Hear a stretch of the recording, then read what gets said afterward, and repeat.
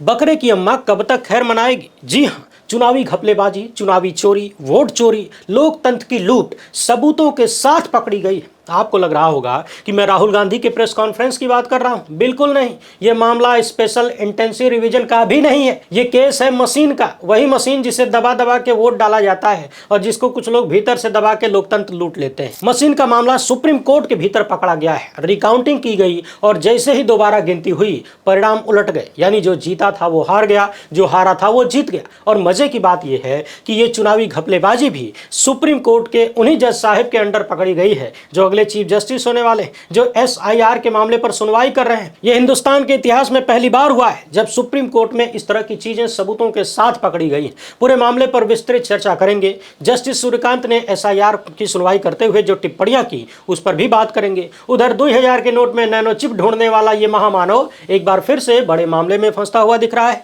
और देश में चर्चा शुरू हो गई है कि क्या मोदी सत्ता की एक बैसाखी पलटी मारने की फिराक में है, क्योंकि चंद्रबाबू नायडू को लेकर एक नई खबर सामने आई है। वैसे खबर तो यह भी सामने आई है कि राहुल गांधी 70 लोकसभा सीटों पर बड़का वाला खुलासा करने वाले हैं वोट चोरी का, और वाराणसी के लोगों को 2-2 सांसद मिल गए हैं। जी हां, सही सुन रहे हैं आप। पूर्व चुनाव आयुक्त अशोक लवासा ने SIR मामले पर बहुत बड़ी बात कही है और पूर्व मुख्य चुनाव आयुक्त राजीव कुमार को लेकर सूत्र एक्टिव हो गए हैं। तेजस्वी की भाषा में मूत्र एक्टिव हो गए हैं। ये वीडियो काफी जबरदस्त होने वाली है, इसलिए आखिर तक सुनिएगा। खासकर सुप्रीम कोर्ट में EVM का जो खेल पकड़ा गया है सबूतों के साथ, उस पर गौर फरमाइएगा। आगे बढ़ने से पहले आप सभी से एक छोटी सी अपील है, पहली बार है तो चैनल को सब्सक्राइब करके घंटी बजा दीजिए टन से। हर एक वीडियो को लाइक और शेयर करना जरूरी होता है, तभी आपका ये चैनल मजबूत होगा। ये सारे काम बिल्कुल फ्री है, इसलिए वहीं निपटा लीजिए। इसके अलावा आपको मालूम है कि हम किसी धन्ना सेठ या राजनीतिक दल के दम पर नहीं चलते, तभी आपके मुद्दों पर खुल के बात हो पाती है। हमारा काम पसंद आता हो तो इसके QR कोड या फिर मोबाइल नंबर का प्रयोग करते हुए जो भी हो सके आर्थिक सहयोग भेजने का प्रयास जरूर करें। चाहे कोई तानाशाह मीडिया खरीद ले, जजों को खरीद ले, न्यायपालिका को खरीद ले,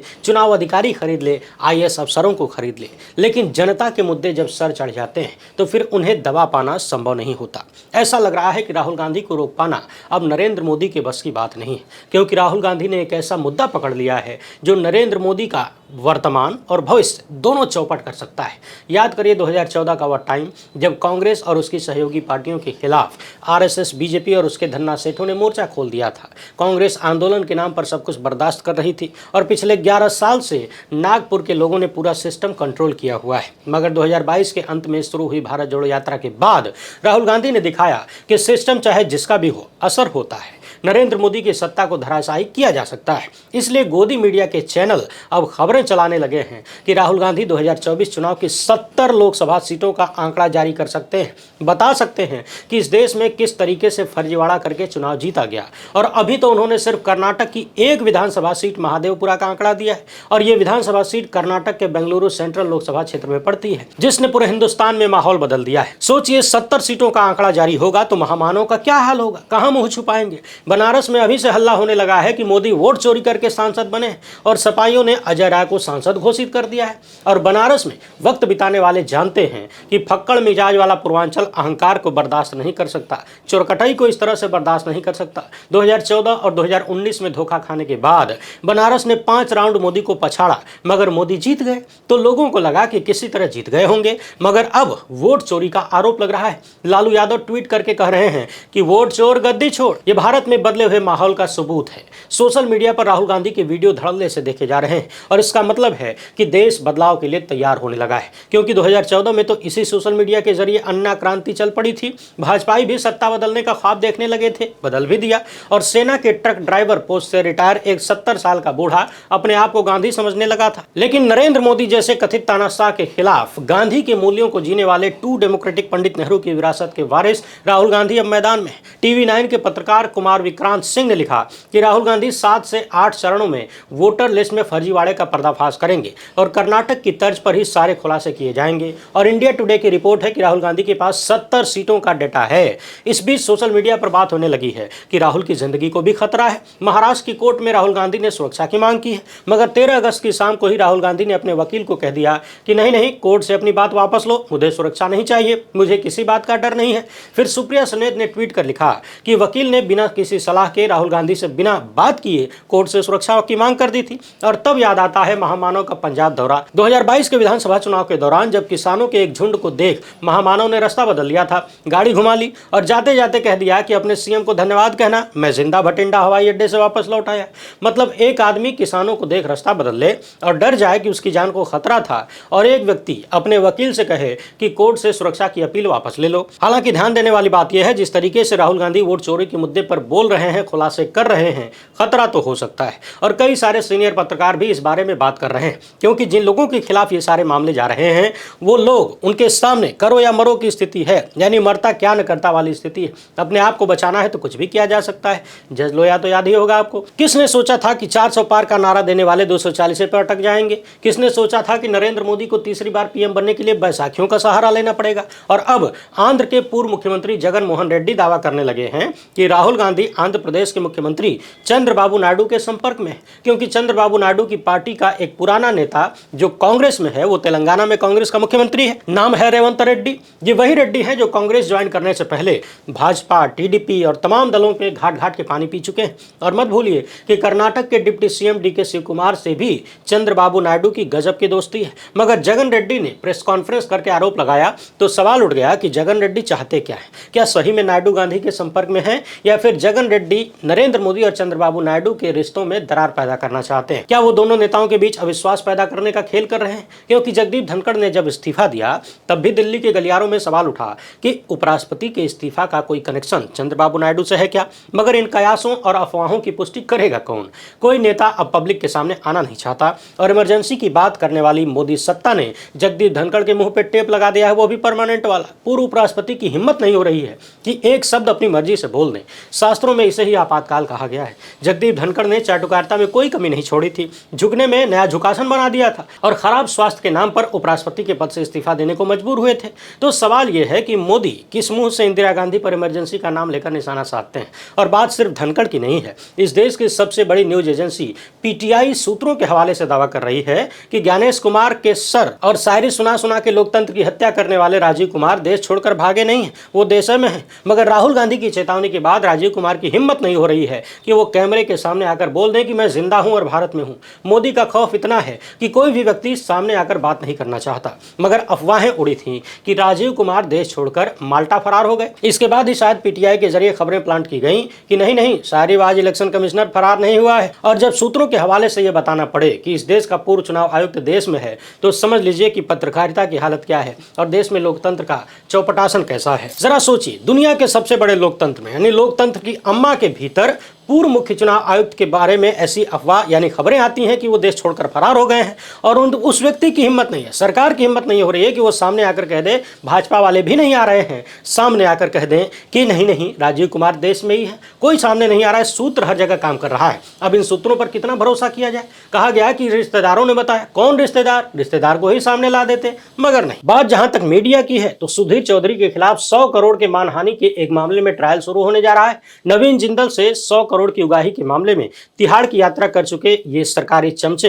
अगर महेंद्र सिंह धोनी के साथ सेटिंग नहीं करते हैं तो उनको फिर से नाक रगड़ के अपना अपराध कबूल करना पड़ेगा। फिर भी इस देश के करोड़ों लोग शायद इसी गोदी मीडिया को देखते हैं, मगर मोदी को उम्मीद है कि चंद्रबाबू नायडू पाला नहीं बदलेंगे, क्योंकि नायडू ने एसआईआर से पहले हर मुद्दे पर मोदी का समर्थन किया। लेकिन जब स्पेशल इंटेंसिव रिवीजन की बात आई तो टीडीपी ने चुनाव आयोग को लेटर लिख मारा और कहा कि आंध्र प्रदेश में जल्दबाजी में वोटर लिस्ट के साथ कोई खिलवाड़ नहीं होना चाहिए। उसके बाद ट्रंप ने टैरिफ लगाया तो भी नायडू ने नपातुला बयान दिया, और अब जगन रेड्डी कह रहे हैं कि चंद्रबाबू नायडू राहुल गांधी के संपर्क में हैं। तो क्या नरेंद्र मोदी की सत्ता गिरने वाली है? मगर हम बात कर रहे थे उस मुद्दे की जो नरेंद्र मोदी की कुर्सी छीन सकता है। दरअसल ये हो सकता है कि नरेंद्र मोदी चंद्रबाबू नायडू को मैनेज कर ले जाएं, मगर वे उस मुद्दे को मैनेज नहीं कर पाएंगे जो राहुल गांधी ने पकड़ लिया है। दरअसल ये मुद्दा मजबूत इसलिए है क्योंकि ये जनता के बीच से निकला है, किसी नेता ने थोपा नहीं है। तो जनता के बीच से निकला हुआ मुद्दा अगर कोई विपक्ष का नेता इस तरह से पकड़ ले और सबूत रखने लग जाए तो फिर उस मुद्दे को छुपाना, उसको दबा लेना आसान नहीं होता।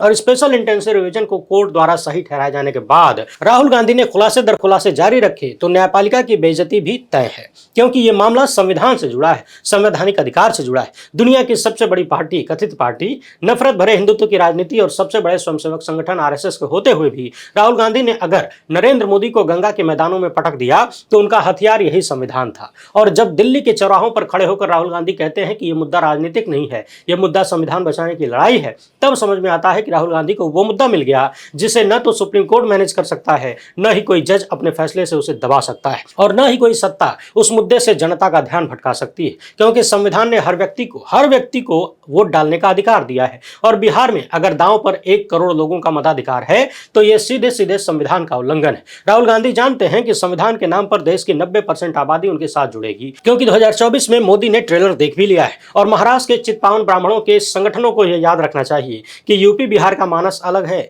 यहाँ मिथिला के झांझी शेर भर मछली खा के भी डकार नहीं लेंगे, और पूर्वांचल का एक ठाकुर दलितों पिछड़ों का मंडल मसीहा बन जाएगा। इसलिए आरएसएस और नरेंद्र मोदी की सत्ता को इस बात को ध्यान रखना होगा कि बिहार की वोटर लिस्ट पर वो अपनी मनमानी भले कर लें, लेकिन वो राहुल गांधी के इस मुद्दे को हड़प नहीं पाएंगे। और राहुल गांधी लगातार इस व्यवस्था को आईना दिखा रहे हैं, क्योंकि एसआईआर पर सुनवाई करने वाले जस्टिस सूर्यकांत ई गोला पर नहीं रहते हैं, जानते हैं क्या है, तभी तो उनको राहुल गांधी की प्रेस कॉन्फ्रेंस के बारे में पता नहीं है। कोर्ट में प्रशांत भूषण ने कहा था कि राहुल गांधी के खुलासों के बाद इलेक्शन कमीशन ने ड्राफ्ट वोटर लिस्ट में बदलाव किया है, तो मिलाड तपाक से बोल पड़े कि उन्हें किसी पीसी की जानकारी नहीं। अब लोग सवाल करने लगे हैं कि जो जज भारत के अगले चीफ जस्टिस होने वाले हैं, अगर उन्हें इतने बड़े मामले में, यानी नेता प्रतिपक्ष के जिनके पीछे 100 सांसद हैं और जो 300 सांसदों की रैली निकाल रहे हैं, उनके प्रेस कॉन्फ्रेंस के बारे में, इतने बड़े खुलासे के बारे में जिसने पूरा देश हिला दिया, उस खुलासे के बारे में अगर देश के होने वाले चीफ जस्टिस को मालूम नहीं है, तो फिर क्या ये चीफ जस्टिस बनने के लायक है? ये बात मैं नहीं कह रहा हूं, पत्रकार आवेश तिवारी ने बाकायदा लिखा है कि ये तो शायद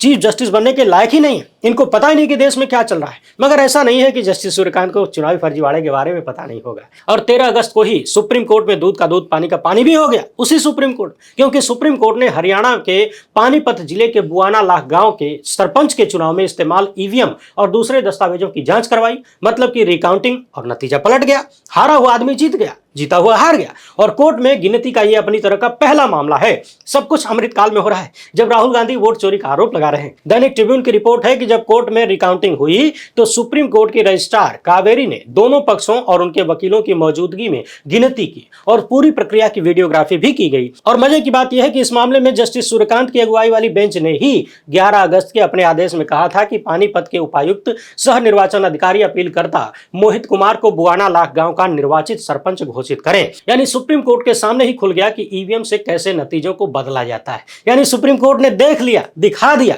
वरिष्ठ पत्रकार पंकज चतुर्वेदी ने लिखा कि यह तो एक पंचायत का मामला है, विधानसभा या लोकसभा में बस 10 से 20 मशीनें सेट करो और सत्ता लूट लो, ये कोई मुश्किल काम नहीं है। और राहुल गांधी ये बात जानते हैं, इसलिए बिहार में मृत घोषित कर दिए गए लोगों को अपने घर बुला लिया, उनके साथ चाय पी। सवाल यह है कि राहुल गांधी ने जिन मृत लोगों को अपने घर बुलाकर चाय पी, वो लोग नॉन बायोलॉजिकल कैटेगरी में आएंगे कि नहीं? क्योंकि वही लोग तो दिल्ली जाकर राहुल गांधी के साथ चाय पी रहे हैं, मुलाकात कर रहे हैं, जिन्हें केंचुआ ने मृत घोषित कर दिया है। और यही लोग सुप्रीम कोर्ट में खड़े होकर योगेंद्र यादव के साथ गवाही भी दे रहे हैं कि हुजूर हम जिंदा हैं, हमारा वोट का अधिकार छिन गया। और यह अधिकार ऐसे ही नहीं छिना है, इसके पीछे पूरा सिस्टम है। सोचिए कि आपके पास इस देश के नागरिक होने का क्या सबूत है, बताइए।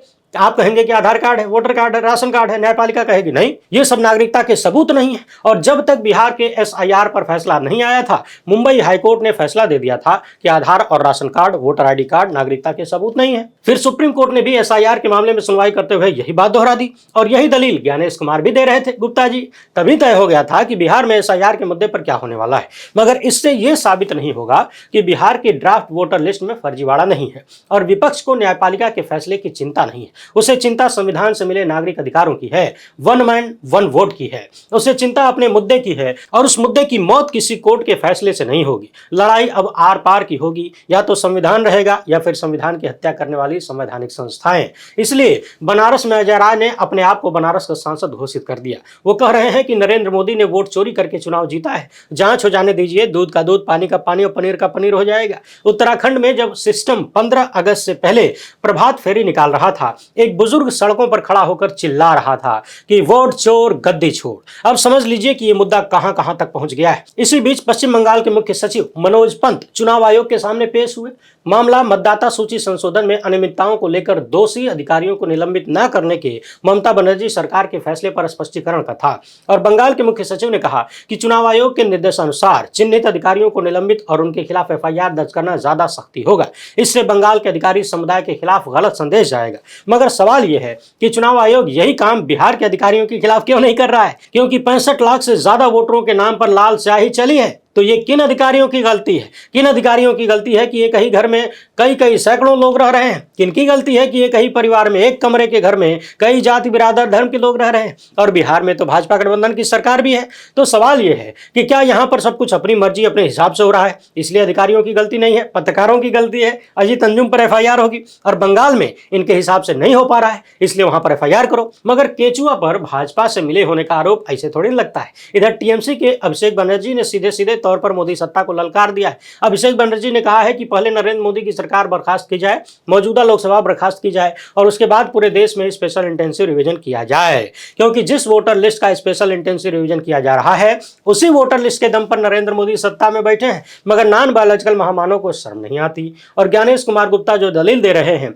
उन दलीलों पर पूर्व चुनाव आयुक्त भी अब खुलकर सवाल उठा रहे हैं। द वायर के साथ बातचीत में पूर्व चुनाव आयुक्त अशोक लवासा ने तो साफ साफ कह दिया कि एक बार मतदाता सूची में शामिल व्यक्ति को अपनी पात्रता बार बार साबित करने की जरूरत नहीं होनी चाहिए। अशोक लवासा ने कहा कि गणना प्रपत्र यानी एन्यूमरेशन फॉर्म भरने की प्रक्रिया ही अभूतपूर्व है। उन्होंने खुद की बात करते हुए कहा कि अगर वो 50 साल से वोटर हैं तो क्या सिर्फ इसलिए उनका नाम हटा दिया जाए कि उन्होंने गणना फॉर्म पर साइन नहीं किया? इसलिए बिहार में जो हो रहा है वो सही नहीं है, क्योंकि जब आपने एक व्यक्ति को वोट के अधिकार की मान्यता दी तब चुनाव आयोग ने पूरा ड्यू प्रोसेस अपनाकर ही वोटर लिस्ट में शामिल किया और 2003 की वोटर लिस्ट की अधिसूचना में लिखा है कि ये पात्रता का प्रबल प्रमाण है और नागरिकता की धारणा को भी स्थापित करता है। फिर कोई व्यक्ति किसी कारणवश गणना प्रपत्र नहीं दे पाया तो उसका नाम हटा दिया जाएगा। ये सीधे सीधे वोटर के संवैधानिक अधिकारों को खतरे में डालता है। मगर समझने वाली बात यह है कि ज्ञानेश कुमार गुप्ता को पूर्व चुनाव आयुक्तों की बात समझे में कहां आती है। सवाल यह है कि सुप्रीम कोर्ट के जज लोग जब एसआईआर को सही ठहरा रहे थे तब उन्हें समझ नहीं आ रहा था कि स्पेशल रिवीजन के चलते लाखों लोगों का मताधिकार प्रभावित हो रहा है, जो संविधान के खिलाफ है और विपक्ष इसी को बचाने की लड़ाई में आंदोलित है और विपक्ष से ज्यादा इस देश की जनता है। पिछले कई वर्षों से देश की जनता इस माहौल की डिमांड कर रही थी, क्योंकि लोगों को इस बात का एहसास था। राहुल गांधी ने पिछले दिनों कहा भी कि अब तक हमारे पास सबूत नहीं था, संदेह तो था, अब सबूत है। तो संदेहों के आधार पर जनता पिछले लंबे समय से इन चीजों की डिमांड कर रही थी और अब उन्हें ये चीजें देखने को मिल रही हैं कि विपक्ष इस मुद्दे पर हमलावर है। फिलहाल वीडियो पसंद आई हो तो ज्यादा से ज्यादा लोगों तक पहुंचाएं। पहली बार है तो चैनल को सब्सक्राइब कर लीजिए। हमसे जुड़ने के लिए बहुत बहुत धन्यवाद। जय हिंद।